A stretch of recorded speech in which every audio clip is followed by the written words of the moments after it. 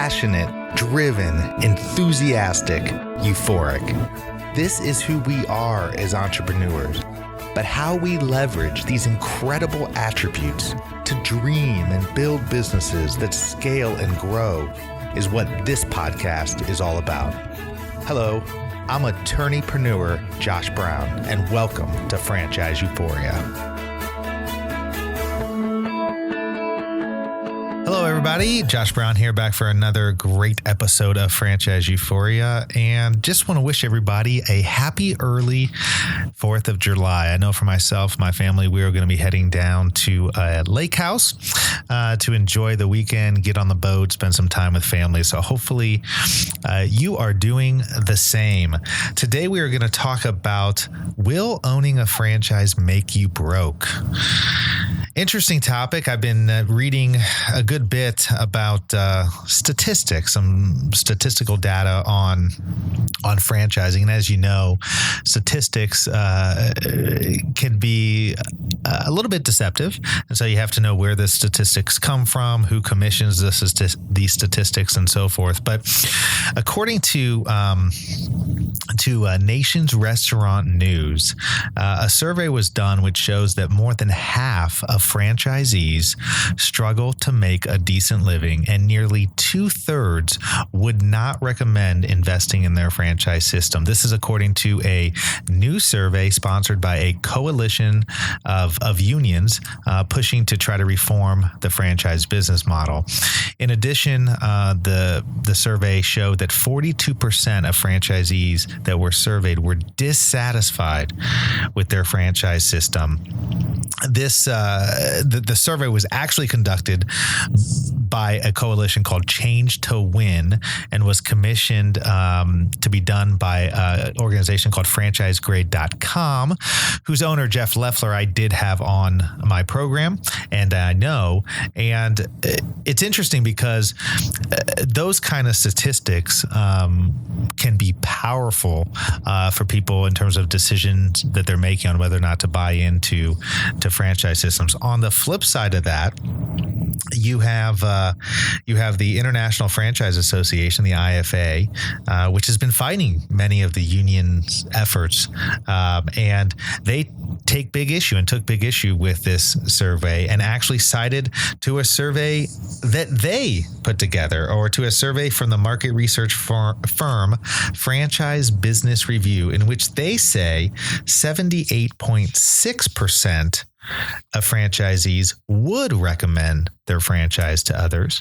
And the Franchise Business Review surveyed 25,000 operators, as opposed to the survey commissioned from franchisegrade.com surveyed 1,100 operators. The International Franchise Association also noted that renewal rates for franchisees exceed 90%, a historical high. And they argued that the franchise business has been growing at a faster rate than the overall economy. So here you have, folks, two very different surveys with two very different outcomes. I don't know how these surveys were conducted. I don't know what kind of questions were asked. All we have to look at this particular time are two very, very different outcomes for what's seemingly a similar type of analysis or similar type of questions. And that is trying to find out, is a franchise system a wise investment? I mean, that's ultimately what we are looking into. And of course, we know that that the unions are looking to try to make things more even-handed. They're trying to level the playing field in the franchise system, as I've talked about on previous episodes, and it is true. It's not an even playing field. The franchisor has significant power and control over their franchisees, and they have the ability to dictate that they operate in certain fashions, and they have oftentimes the resources to mandate that they operate a certain way, even if they might be violating the law, because at the end of the day, the franchisee doesn't have, in most instances, the ability to fight off the power of a franchisor. So I thought these statistics were interesting, not necessarily because I believe them. I mean, quite frankly, I think that there's a margin of error probably on both sides. I mean, I have a very, very difficult time believing, as an example, as the IFA notes, that renewal rates for franchisees exceed 90%. I think that statistic is a little bit deceiving, because I want to know how many franchises don't even make it to their renewal date. So if you have a franchise, as an example, that has a 10-year term, when is the cutoff for when they examine whether or not the franchise renews on their deal, renews on their business? Because I can assure you that 90% of people who buy franchises don't renew. I know that to be sure. What I don't know is how they came up with this percent that renewal rates for franchisees exceed 90%. I think that's a little bit misleading. But to be fair, because again, I try to be fair on this show, I'm not leaning one way or the other. I'd like to know as well what franchisegrade.com utilized to conduct their survey, and how they came up with their percentages as well. But I think the overall point for this episode, again, is to highlight that depending on who you ask, depending on what system you're looking into, it's a risk. And it's a risk when you buy a franchise. It's a risk when you buy any business, for that matter. And it's very, very important to consider all of the options surrounding you, and to take a look with a very keen eye at what is right in front of you. I continue to see a lot of people who are buying franchises who, again, fall in love with the system, fall in love with the concept, fall in love with the idea of owning a business. And then they get into the business and they realize it's very different from what they actually wanted. Some of the things you obviously need to know, and this will bear on some of these statistics as well, is that going into any franchise system is going to be a large investment, and you're going to be putting your money at risk. In most instances, the franchise system is going to require you and or your spouse or your partners to also sign personal guarantees. They're going to collateralize the deal to ensure that if something happens to you or to the company under which you buy your franchise, that they're still going to be able to get their money. So oftentimes people need to pledge their houses, their cars, other significant collateral in order to become part of a franchise system that in some instances, if you get an overzealous franchisor, they can make your life very, very difficult, even if you follow all the rules.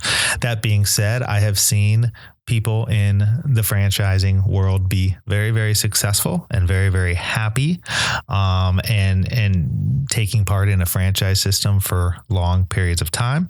I've also seen people who have done well in franchising, and for one reason or another gotten crossways with their franchise, and the franchisor making their life hell. It's a very, very, very big consideration when you're considering whether to buy a franchise or to start your own business. And all I would say to you is that if you're in that position right now, not only do you have to take stock of your personality and whether you're the type of person who likes to create things your own or follow other people's leads, you also need to understand intimately and do a thorough analysis, thorough research, do all of your due diligence, and take the time that's necessary to fully investigate the system that you're buying. But not only the system that you're buying, you need to investigate the territory in which you're going to go, where you're going to be located.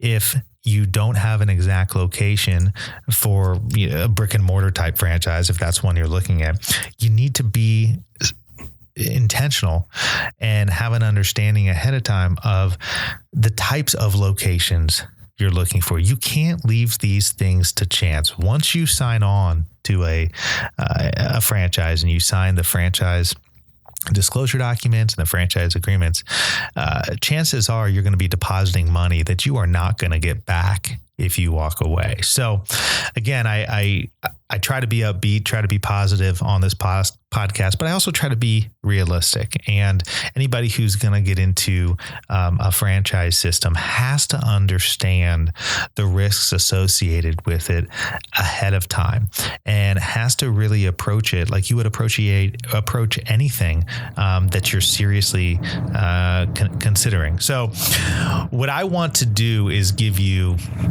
really kind of give you 5 pointers to leave here with, so that you don't put yourself in a position where owning a franchise is really going to make you broke.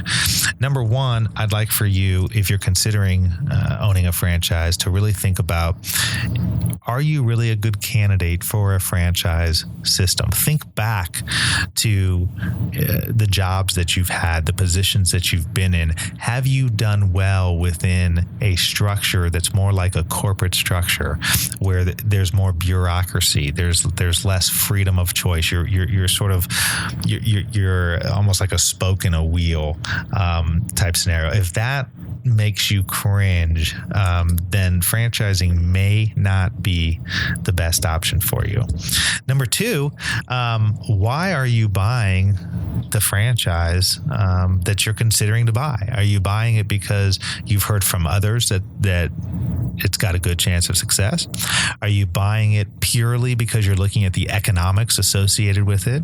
Or are you considering whether or not you will enjoy the day in and day out work that's associated with running a franchise? I mean, these are very, very important considerations. If you realize you are a person who would like to, who thinks you might fit well into a franchise, and you feel like you found the ideal franchise that matches your experience and your attitudes and your and your abilities with a particular system, then number three, take the time to do your due diligence. That would be the third recommendation. And what do I mean by that? There's lots of things that make up what you can do to do your due diligence, but at the very minimum, reach out to people who are already within the franchise system or who have been in the franchise system. And quite frankly, you should reach out to both. You should talk to people who are currently franchisees. You should talk to people who were franchisees and find out why they are not franchisees anymore. And you should really try to get to know the people at the corporate level, the franchisor. Start to get to know the team that you're now about to buy into. It's very, very, very important. Number four, you need to take an assessment of your cash flow situation. I know different people will tell you different numbers, but if you want to be sure that you're really giving yourself the best opportunity for success, I recommend that you have between 6 to 9 months and possibly even a year's worth of cash flow saved up, because you are going to likely struggle to get the business off the ground. Even though you're buying a system, even though in theory you've got a franchisor there to support you, there are things that are going to come up, just like in any business, that are going to cost you more money than you think. And the chances are it's going to take you anywhere between 6 months and a year to really get things going. You have to be sure that you have sufficient cash flow or sufficient access to cash to make sure that you can withstand the downtimes and really put yourself in the best position to succeed. Number five, and this is not number five because it's less important than 1, 2, 3, and 4. They're all equally important. I think you need to get an accountant involved and other professionals who can take a look at your system after you've done your own due diligence. Look, the reality is we all approach things from our own points of view, from our own lens, and your experiences are going to dictate how you approach the franchise research process. But it's very, very important that you also So take the time and spend the money that's going to be required and invest in professionals who can help you make these decisions. You need to find a good accountant, a business-minded accountant who doesn't just crunch numbers, but also has a good feel for business. I think you want to make sure you have a good banking relationship. It's going to be very, very important that you get to know, in my opinion, local bankers, local credit union folks. Not only can they introduce you to other people and possibly be good referral sources for whatever business you're buying, but they can also be very, very important in terms of cash flow and helping you along the way. Obviously, I think that you should find a good franchise lawyer that you know, like, and trust, who has worked in the franchise space and understands what these documents look like, because you won't be able to change everything in an agreement. You might be able to change some things, but most importantly, a good franchise attorney is going to educate you on the process itself, and that is equally as important as being able to change any of the documents. You need to know what you're getting into before you're getting into it. And then lastly, I'd say you need to talk to an investor, a financial advisor, because oftentimes when you're buying a franchise, you're utilizing your resources, your savings, your 401k, other retirement vehicles or other funds, and taking it from one place to invest it in a franchise. I strongly recommend that you talk to your financial advisors before you do that. Listen, the bottom line is I don't want you to make an investment that you're going to regret, and I certainly don't want you to own a franchise that's ultimately going to make you broke. And I talked about statistics earlier in the show, and I think you got to look at those with a grain of salt. I mean, we don't know what goes into all those statistics.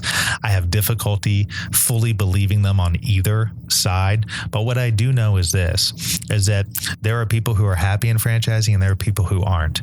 And the people who aren't end up losing a lot of money. And I don't want you to be one of those people who's unhappy. So hopefully you've taken something from this episode, and enjoy your long 4th of July weekend. And I look forward to another episode next week. Until then, happy franchising.